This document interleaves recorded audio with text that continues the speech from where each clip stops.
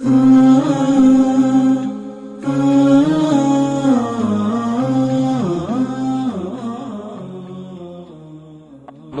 أولا على دخول هذه العشر، وأننا بفضل الله عز وجل أدركناها.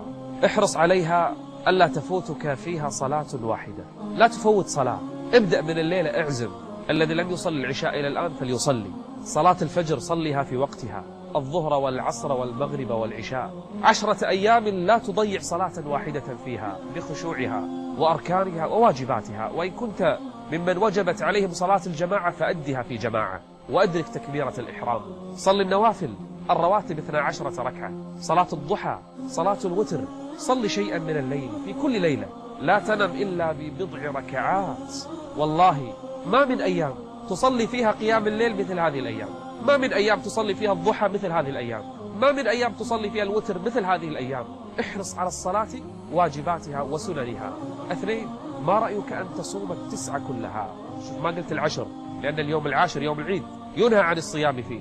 فإن كنت حاجا جاز لك 8، ومن صام يوما في سبيل الله بعد الله بينه وبين النار 70 خريفا. وهذه الأيام النهار فيها قصير، وما يشعر الإنسان ربما فينا لا بجوع ولا عطش. صيام هذه الأيام لا كغيرها من الأيام. احرص على الصوم فإنه لا مثل له. ما رأيك هذه الأيام أن تكثر من الصدقات، تذهب كل يوم إلى فقير أو إلى صندوق للزكاة والصدقات، أو تعمل بعض المشاريع الخيرية في هذه الأيام. من كان عنده نية يحفر بئر لله فليحفر هذه الأيام، من كان عنده نية أن يبني مسجدا فليفعل، أن يكفل يتيما فليفعل. كل نيتك في عمل الخير اجعلها في هذه الأيام، لأنها الأجور تتضاعف. حسنة هذه الأيام لا كغيرها من الحسنات. وأعظم الصدقات أن تنحر لله عز وجل، الأضحية أن تقدمها لله يوم العيد. ومن نوى أن يضحي لله فليمسك من الآن عن شعره وعن ظفره. ومن الأعمال الصالحة التي تقضي فيها وقتك هذه الأيام ذكر الله كما قال عليه الصلاة والسلام، فأكثروا فيهن من التكبير والتحميد والتهليل. أكثر من الذكر والتسبيح والاستغفار. وكلما صار لسانك رطبا بذكر الله كلما ارتفعت الدرجات عند الله. خصوصا هذه الأيام يا جماعة، لسانك لا تشغله بأي شيء، حتى الرسائل أو الإيميلات. هذه الأيام اجعلها في الذكر، ولذكر الله أكبر. سبحان الله والحمد لله تملأان ما بين السماء والأرض. وكلمتان خفيفتان على اللسان ثقيلتان في الميزان حبيبتان إلى الرحمن. سبحان الله وبحمده سبحان الله العظيم. احرص يا أخي الحبيب على قراءة القرآن هذه الأيام، ترى سهل. تختم القرآن 10 أيام والله سهل، كل يوم 3 أجزاء ولا شيء.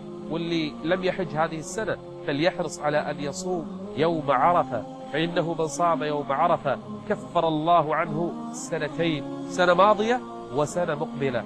أرأيتم إلى الأجور، إلى الخيرات، بر الوالدين، عيادة المرضى، اتباع الجنازة، صلة الأرحام، الكلمة الطيبة، أي عمل صالح في هذه الأيام لا تبخل على نفسك فيها.